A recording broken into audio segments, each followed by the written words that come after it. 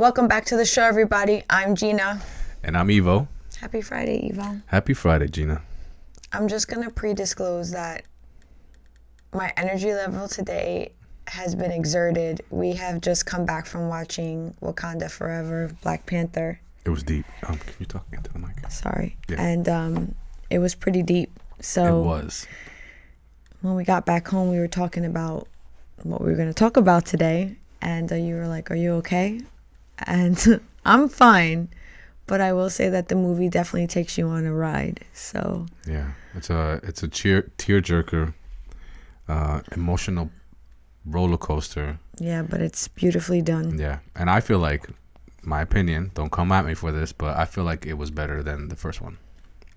I stated that to you. Yeah, you did say that.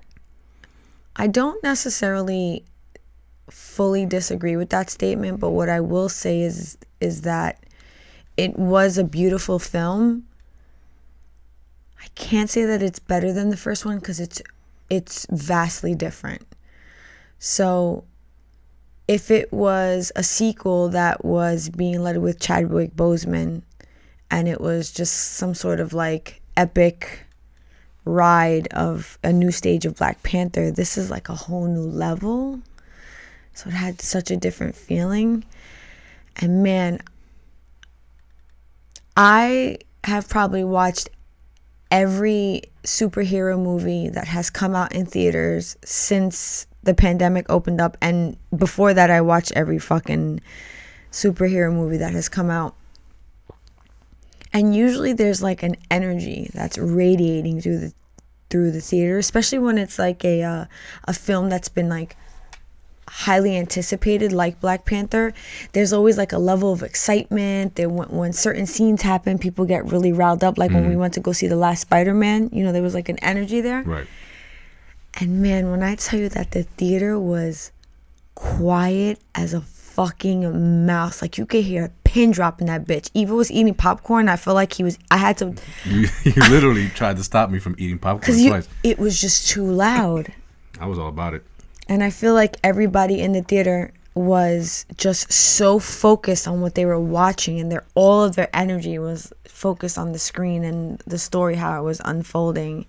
I was like Michael Jackson in Thriller. Yeah, I was so fucking annoyed by that.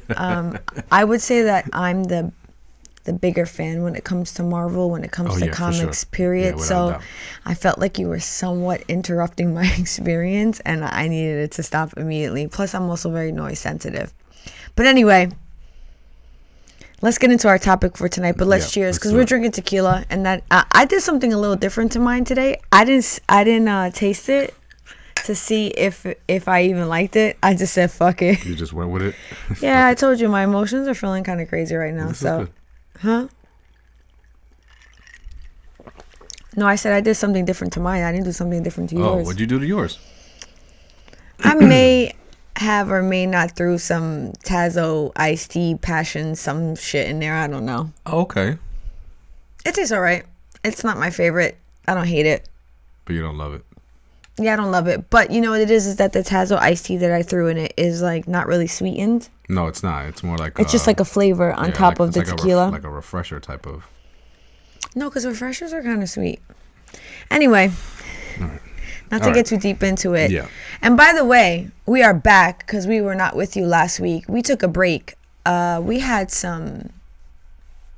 I want to say we had some relationship issues going on that rolled right into the day that we had to film, and it was more important for us to seek a resolution as to what was happening between us and take a break from social media, a break from diving into our content. So we felt that was important. Hope you didn't miss us too much. I missed this, but at the same time, I really enjoyed the break and not having to think about it at all. The hustle and bustle of it all gets can be a little bit much sometimes, and it really you know what, I'm just gonna go with what you said. It was definitely helpful. It was a much needed conversation. It needed to happen, and I'm glad that it did.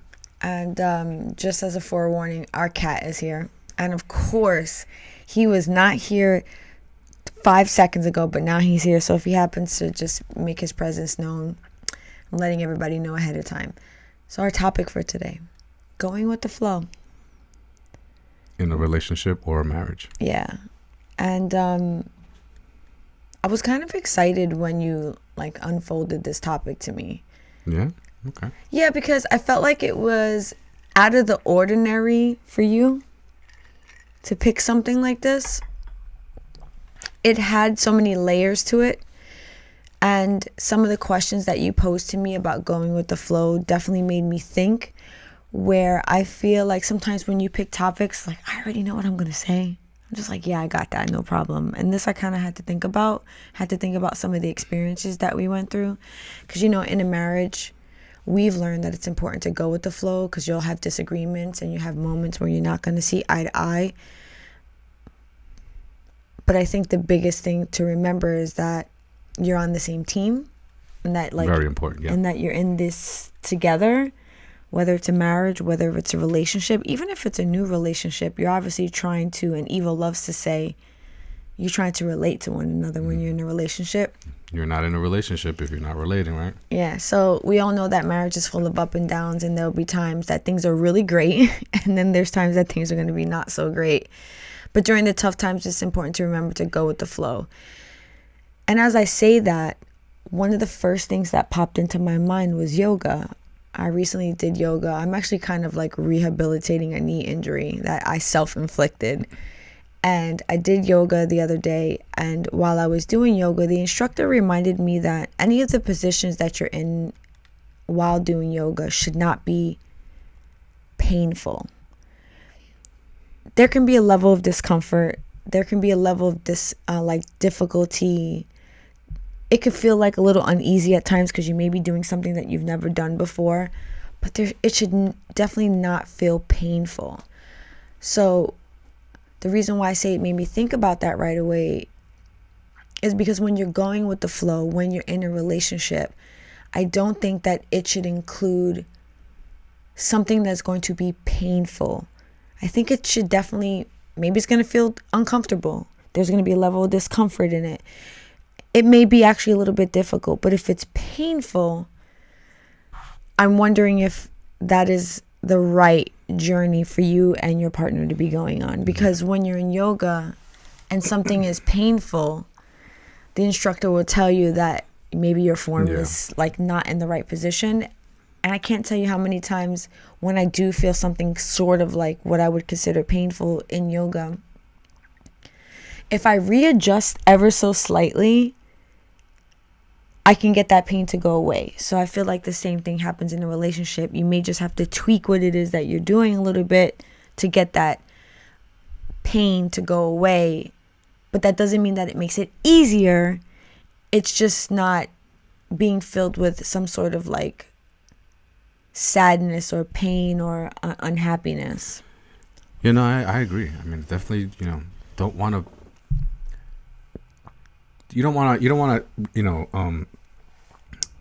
combine the feeling of pain with going with the flow. You don't want that to be one to be relating to the other, right? You don't want to accept it as like when you're attempting to go with the flow in a relationship, that it should be painful.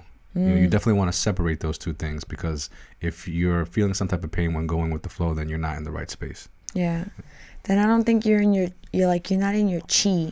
No, definitely not. I actually was looking into that recently, like how to do like a little bit of Tai Chi. That shit is really hard, and it's so. What's so hard about it? So the movements, you have to be in a flow, and the movements are all about like this particular way of moving your hands and moving your feet and like being in like this circle of energy and flow. And think about it. I guess the best way I could explain it, the movements are so soft and they have this essence of like lightness to them, but if you do them wrong, then you don't get the flow right. So it's very deceiving. Yeah, I would say that it is, because I've seen people do it. There's I want to say it's some type of an embassy or something Yeah, and New York you're talking about? Yeah. New York, yeah, and they're constantly out there in groups of Yeah. 15 plus, and they're all in sync doing Yeah. Tai Chi. So think about that. That's another way that I think about when you're trying to be in the flow in a relationship. A lot of times from the outside looking in, people could say, oh, that's easy. And they have no idea how difficult it can be. So, like, what does it mean to go with the flow? I mean, in essence, it means to accept what's happening and, like, not fight against it. Because when you fight against it, you're really only going to make things worse. And again, it directly relates to like yoga for me, because one of the ways that, you know, you can kind of refocus is like take a deep breath, breathe, inhale and exhale, just to kind of regain your focus. But I think what I wanted us to touch on a little bit is some of our own personal experiences of how there were certain moments in our relationship that we each decided to go with the flow when there was a change in our life and a change in our relationship, and how that impacted us and how we decided to accept it and go with the flow. Excuse me. So I would love for you to share with us one of those times that like you experienced that in our relationship. Well, the first time that I experienced something like this, where I feel like it severely impacted our relationship, was when you decided to change careers. Which career are you talking about? So you were working, because I've done it more than once. You were working for Honda. So you went to school. You went to Lincoln Tech. Don't forget about To my become government. So for those of you who don't know, Jeanna went to Lincoln Tech and got certified, got to be a technician, and then went to go work for Honda as a technician, and then after some time worked their way into the service department and became a service writer, and also held multiple other positions within the dealership. Yeah, I then transitioned from being a service writer to like spearheading their customer relations department, because I was going to school. I then went back to school to get my business degree, and those two things kind of went hand in hand. But anyway. And then at one point you were like an assistant to the... I was doing both. I was doing the customer relations, and I was the assistant to the executive assistant of the president of the company. Right. So the way that I saw it was that you really put a lot of time into working your way up through this company. Yeah. And we're very successful at it. Yeah. So when you came to me and you said to me that you wanted to leave Honda and pursue a whole different industry for a career, I have to say that I was blown away by that.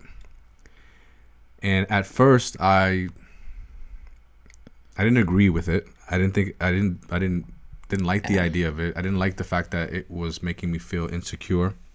You know, I was very used to the stability that our schedules brought to our relationship, you know, and our commitments to our careers. So, you know, when you told me that, my first thought was like, whoa, wait a minute. No, this can't be happening. But then I took some time to reflect and remember all of the days that you would call me or come home super frustrated with things that were happening at work. And there was times where you were like on the brink of tears. I actually think that there were times that I was in tears. There were times. If I think back, I remember how like up to here I was. Yeah, there was times where you were in tears as well. But I mean, at the same time,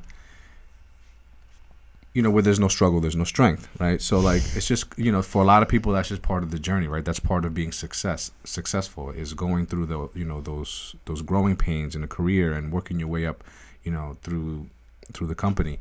So to me, it kind of came with the territory. But thinking about it, after I got past my own personal, you know, emotions, I realized how unhealthy it was becoming for you and how unhappy you actually really were. And you were just there at that point because that was your career, because you had committed so much time to it. And I needed to figure out, rather than being concerned about how I felt about it, being concerned more of how can I help you get to a place where you're healthier and in a better state of mind. And so I needed to go with that flow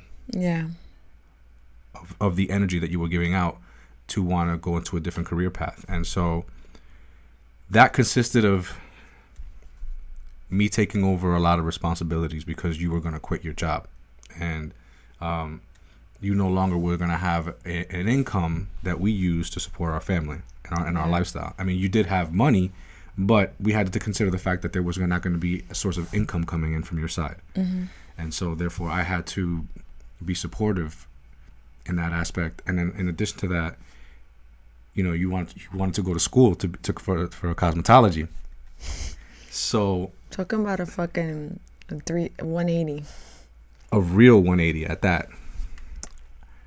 And I didn't know, like at first it was still hard for me to swallow, but I could tell you were really passionate about it. And then I could reflect on small moments where I would see you looking at other women and wishing that you could help them because you could see that maybe something that they did to the way that they applied their makeup wasn't necessarily correct. And you can tell that they didn't necessarily know what to do. But in that space where it's not a professional space, it's very hard to approach a woman and say something like that to her. So then I finally understood why you wanted to go into that profession, because you generally wanted to help people, and you had a artistic side about you that you wanted to express as well. So that was a big pill for me to swallow, but I could tell that going with the flow in that situation was only going to be helpful to us as a couple, because you were ultimately going to be in a better place and happier with the career and what you were doing your day to day, what you were doing at work. So can you just define for me exactly how you found the acceptance in that situation? I know that you just explained a lot about like the way that you felt and the emotions that you were experiencing when I decided to make that transition, but what exactly did you do, or did you have to say to yourself to say, I accept this transition and I'm willing to go with the flow? Was there something that like actually changed, or do you understand what I'm trying to say? It really wasn't something that changed within me. It was more so what you were telling me with the way that, with your body language, with the way that you were speaking. There was a level of confidence that was coming out of you that you sold me on. And you were very committed to things once you put your mind to it. And so you had to remind me of that. And when you did, there was no discrediting you in that aspect, because you had proven yourself up until that point. And so I had to really respect you and trust you and support you and be what a partner is supposed to be. Yeah. You know? When I think back to that situation, now that I reflect upon it, that was actually the first time that we went through something like that. Yeah, that's why it's... Because when we started dating, I was working for Honda, and I had been at Honda by that point, I want to say like 4 years. I had been there for quite some time. Yeah. So you stepped into the relationship with me, and I was really solidified in my position there. So for then 4 years later for me to be like, hey, I'm ready to go. Yeah, and I need you to take this ride with me. That was the first time that you ever watched me pivot like that. Because the time that I pivoted before that, you weren't in my life. Mm-hmm. So you didn't know the type of tenacity that I had when it came to that type of shit. Yeah. You only knew where I got myself. You didn't really know how I got myself there. Right. Other than the things that I told you. But you had never really seen me push shit to work. And I remember telling you believe in me. I'm going to make this happen. I just need some time. And I did, luckily. I say luckily, like, I didn't put in fucking hella work to get to where I was the second time around in the second career, but you had a level of confidence about yourself that was just a type of a stain that you can't wipe off. You know, like, just to give a little context to this whole situation, you literally pivoted careers, went to cosmetology school, got your little cosmetology license, and then went to apply at a company with you had no interview, like you had no appointment. You walked up to the counter, asked for the manager, and gave her your resume. Yo, shout out Felicia. You know, and at that point, that's not how you got a job at this company. Yeah. You know, it was by referral, right? You would get referred by somebody, and I wouldn't say that. I remember you telling me, like, yo, I got this job. It just wasn't easy. Yeah, it wasn't easy to get into. It wasn't easy to get into Mac at that time. Right. We're talking about a decade ago. But this is when Mac was at the pinnacle of, you know, the cosmetics world. So, like, you wasn't getting in there just off of the strength of nothing. But and you did. You literally went in there with knowing nobody in the company. Yeah, but I knew my shit, and There that's what got my foot in the door. Because when they did interview me, all the questions that they asked me, I had the answers to, and that said a lot about the commitment that I was willing to put in if I got in. Yeah. That was actually really nice to hear. You know, that story that was a long time ago. Yeah, it was. But I'll never forget it because it was the first time that I had to, like, really I had to take a chance in something that I had no passion about. I had no belief in.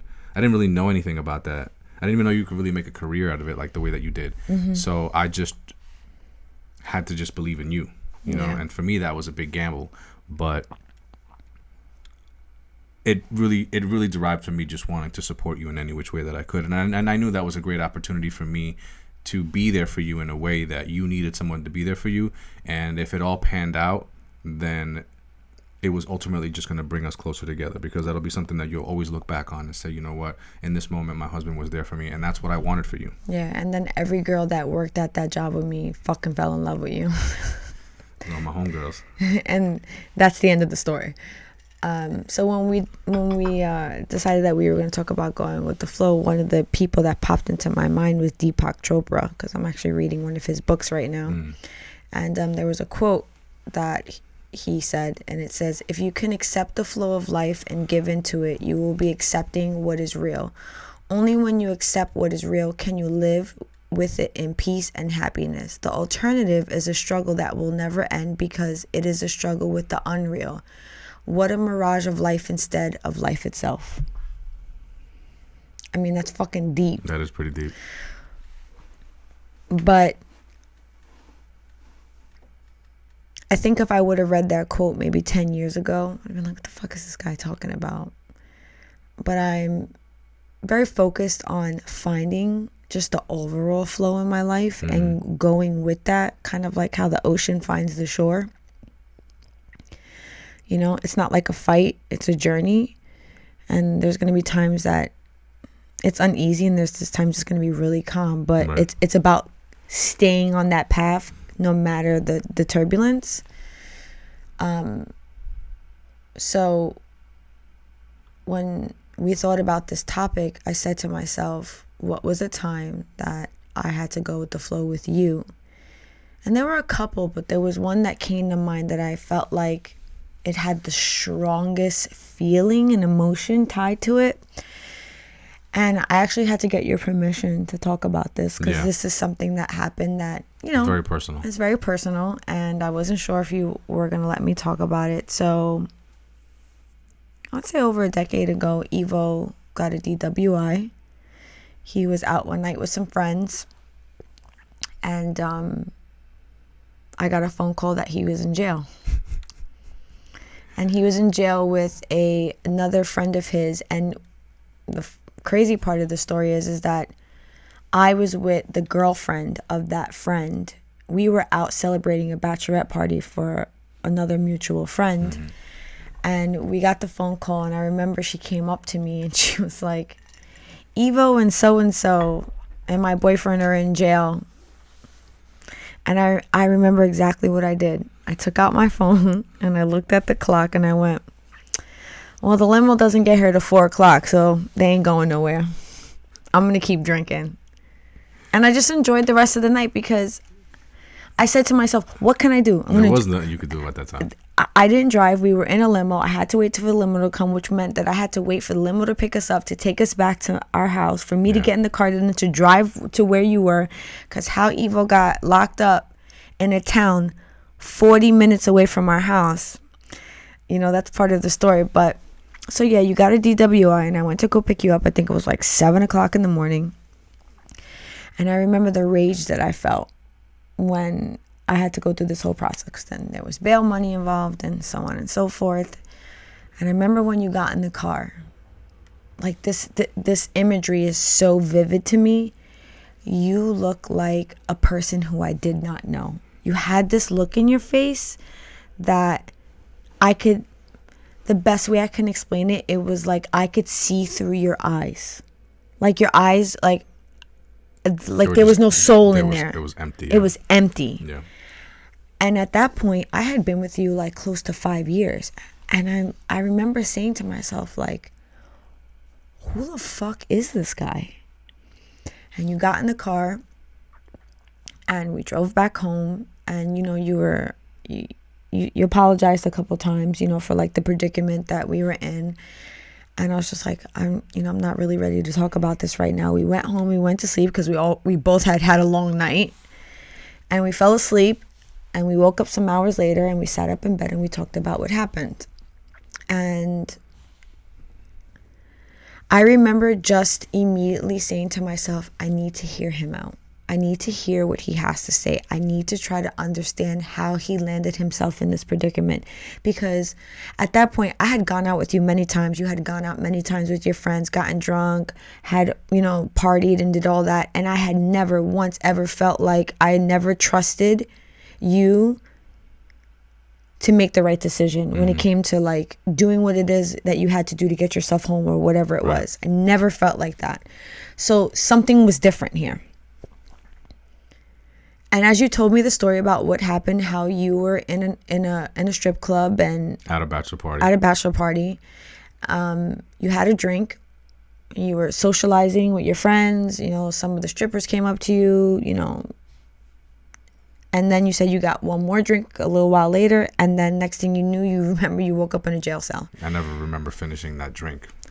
And I remember you saying to me that you felt like the second drink, it tasted a little funny, but then the next thing you knew, you were getting woken up by a police officer banging on your chest, telling you to breathe into the breathalyzer in the jail cell. Yeah, I was in the precinct. So I remember listening to you tell me this story, Ivo, and I was just I think one important piece of information that you're leaving out is I was in Queens. I was in Queens, New York, and don't remember finishing my second drink. And when I came to, you were in Linden, New Jersey. I was in Linden, New Jersey at a police precinct in a chair with a cop with a breathalyzer in my face, backhanding me in my chest, trying to get me to blow into it. Yeah. And I think I felt so fortunate that you weren't hurt, that you didn't hurt anybody. Yeah. So you said what you said to me, and we read some of the tickets to try to understand it, and it wasn't until we got the discovery report that we really understood what the fuck happened. But at that point, I realized that what happened to you wasn't like a bad judgment. Something happened to you, and I needed to find a way to accept what it was that was happening to us and go with the flow. Because if I was going to try to push against what was happening, it was just going to make the situation more volatile, because you yourself were so confused as to what happened. I think if I would have allowed my anger to take over in that particular moment, it would have made the situation so like muddled with shit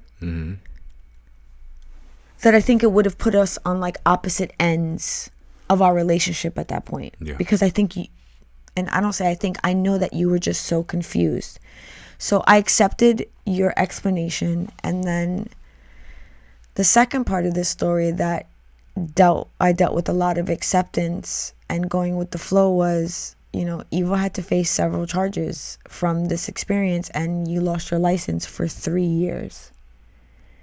So then I had to take on the responsibility of being the sole driver in the household, where we came from a 2-car household and 2 drivers. And then Ivo had to find a way to commute to the city every day.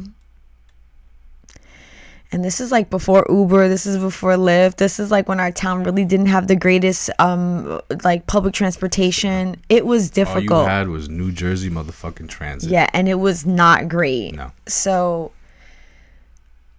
I remember saying to myself, I'm accepting this because this man is 2 things. 1, he's telling me the truth. I think that's a big part in when you're deciding whether or not if you should go with the flow for your partner. If they're being truthful to you as to what it is they need you to go with the flow in, you know?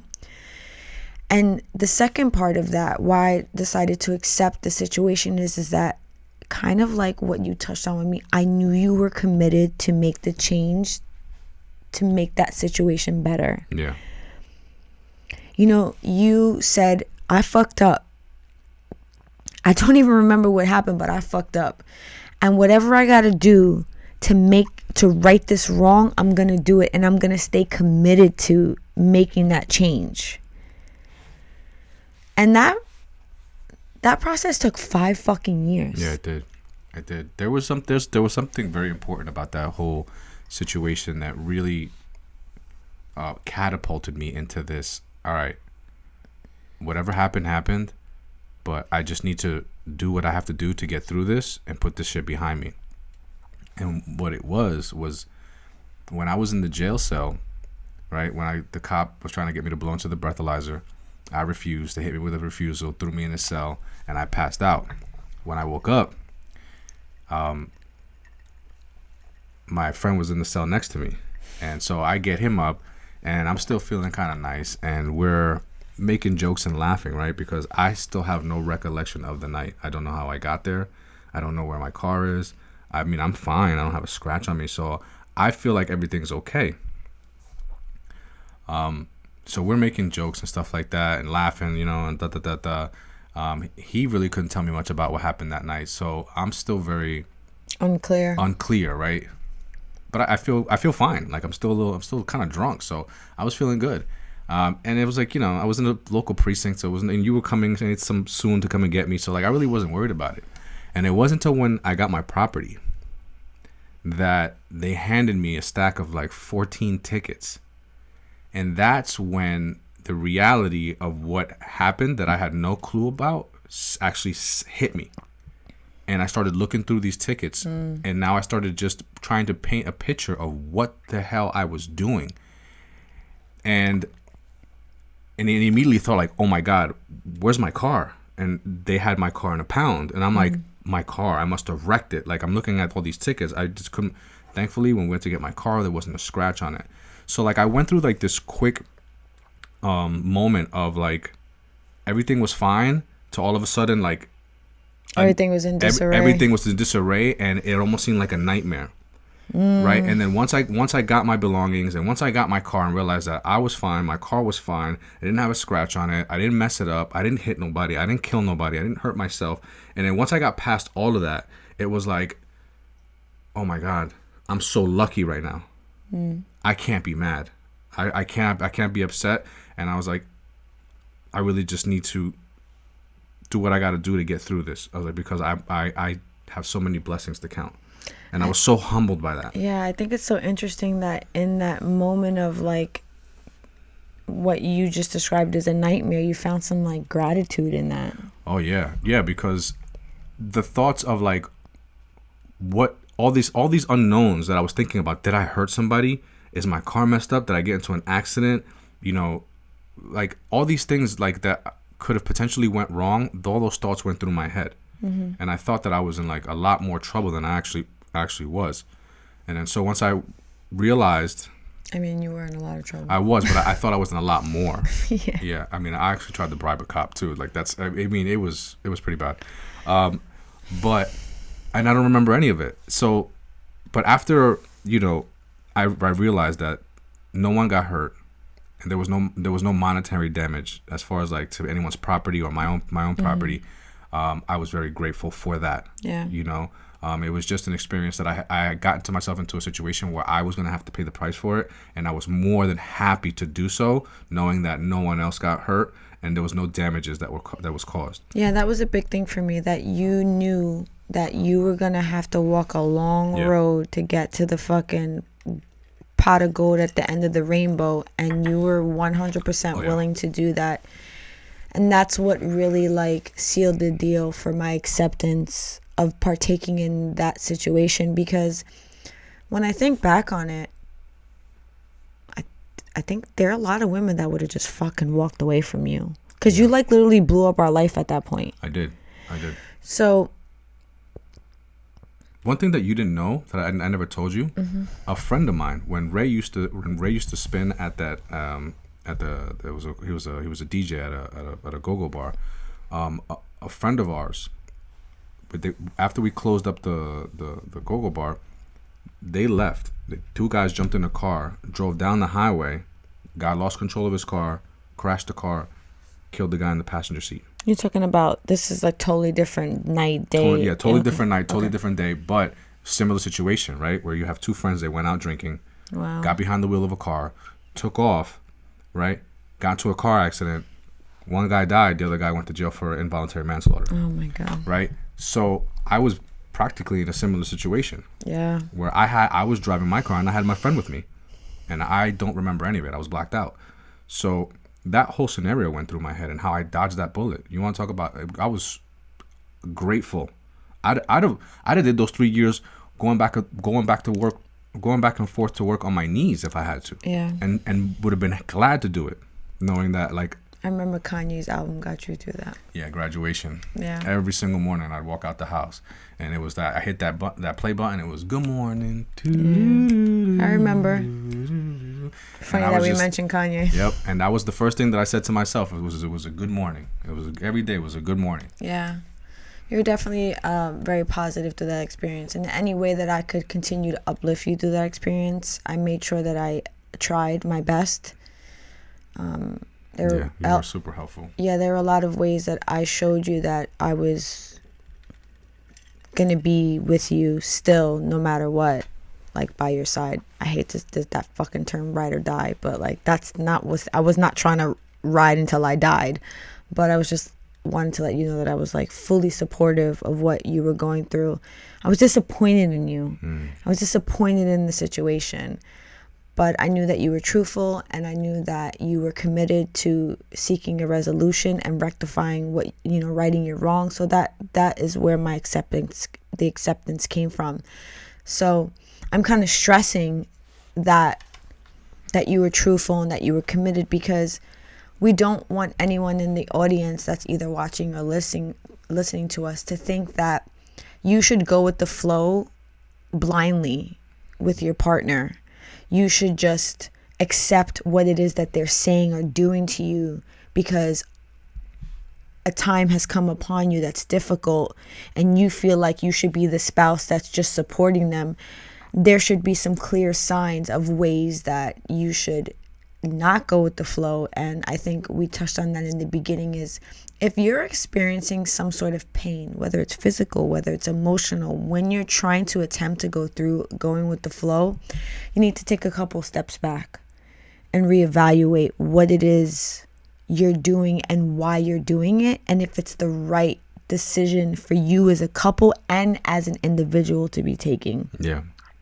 I think it's also important to know that there is clear and concise, like, kind of rules that are laid down when you're going through these type of things. You want to make sure that you're not being manipulated. You want to make sure that you're not being taken advantage of. Yeah.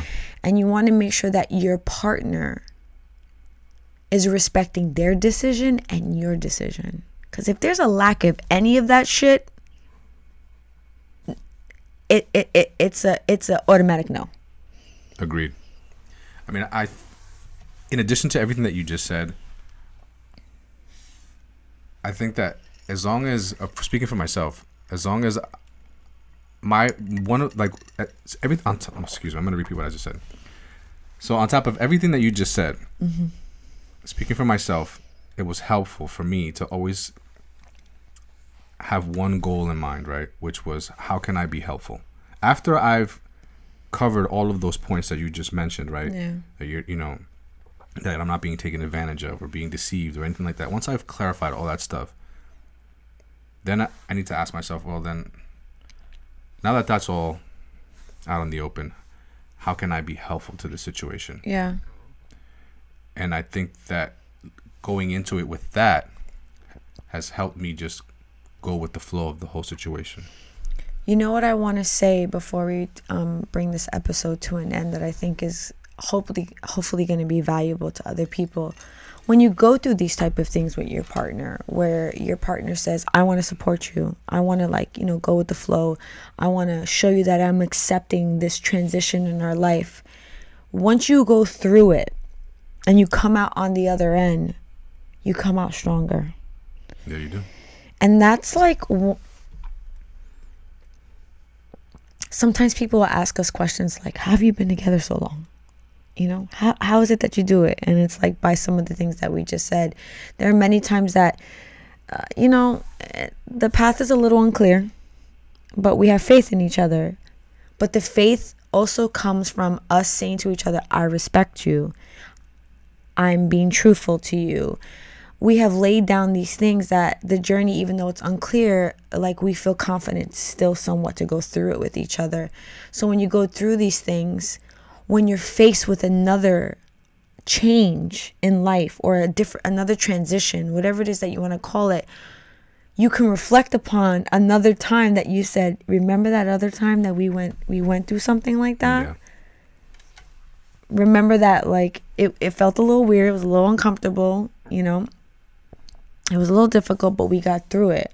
So believe me, I believe that we can get through this too, because Jeanna did not change her career just once. She changed it like 3 times.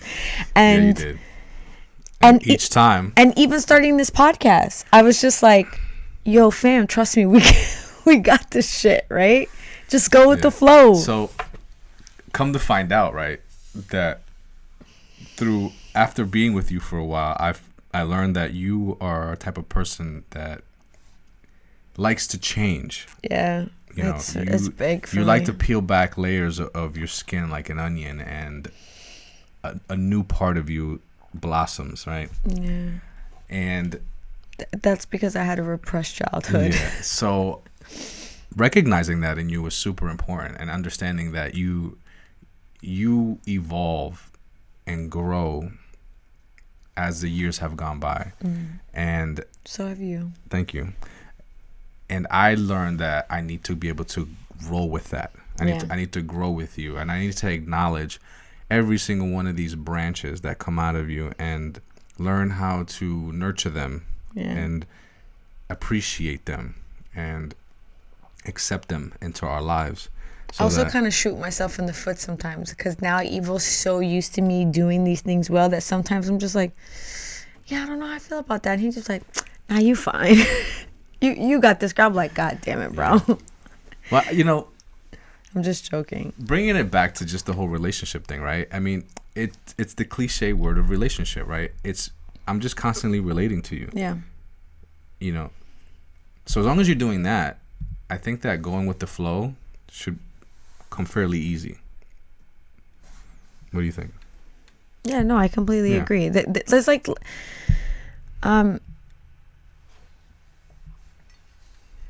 we've gone through so many of these things that I'm so confident in those moments of not having full clarity, that I'm just so confident in our relationship and like the foundation that we've built from all of the other times that we've gone through things that change us as a couple, that I'm so okay with it. And I know that I've helped you get better at it, because it wasn't something, like, you're definitely like a creature of habit. Yeah, I mean, I can do the same thing day in and day out like a dog, and not be bothered by anything, any need of change. Yeah. As long as I'm doing something that's working and I'm just like, if it ain't broke, don't fix it. You Yeah. know? But it could be working for you, and you're just like, you know what? It's time for a change. It's time for a change. We're gonna tear all this shit down, and we're gonna rebuild it back up from the ground. And I'm like, all right, I guess that's what we're doing. That was a hard thing for me to accept, for being a creature of habit. Yeah, well, evolution, evolution is key. Well, I think that was the big part of me learning how to speak your language and loving you in that way, and showing you that it is okay, and that I can go through these things with you and know that you're gonna appreciate me for it. Because it's outside of my comfort zone. I see you. I see you. That's another thing in the theater. I've seen the Avatar trailer like 17 times already, and every time I watch it, you looked at me, you're like, you all right? I was like, I'm super excited. I mean, I love the first one. Yeah, you did. Without a doubt. So I can't wait for this one to come out. Yeah, all I did all this week was watch movies. On Tuesday I went to the movies. Wednesday I went to the movies. Today we went to the movies. It was great. Anyway, that brings us to the end of the show. I think sometimes me having less energy emotionally makes the conversation, it like clears my head a little bit more. Yeah, I get kind of wrapped up in remembering what I'm gonna say and how I'm gonna lay out the conversation. It makes you a little edgy, huh?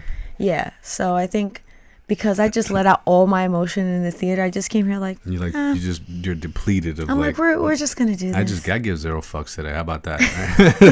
Like, let's just get through this. I'm just going with the flow, right? But anyway, like I always say, Ivo, this was a great conversation. I always enjoyed talking to you. It was great to be back after the week that we weren't here. Yes, I hope you. that this conversation was helpful to anybody. I hope you enjoy listening or watching us. And if you want to continue to have Ivo and I here for you, you gotta you gotta share, you gotta subscribe, you gotta do all that stuff. And honestly, I hate saying this because it's so not me to ask, but I realize that sometimes you have to ask because what does Eva like to say? We bonbons and all that good stuff. No, it's closed mouths don't get fed. Closed mouths don't get fed, for sure. Oh my God, fucking quote in Wu-Tang. Anyway, all right, so until next week, ladies and gentlemen, peace out.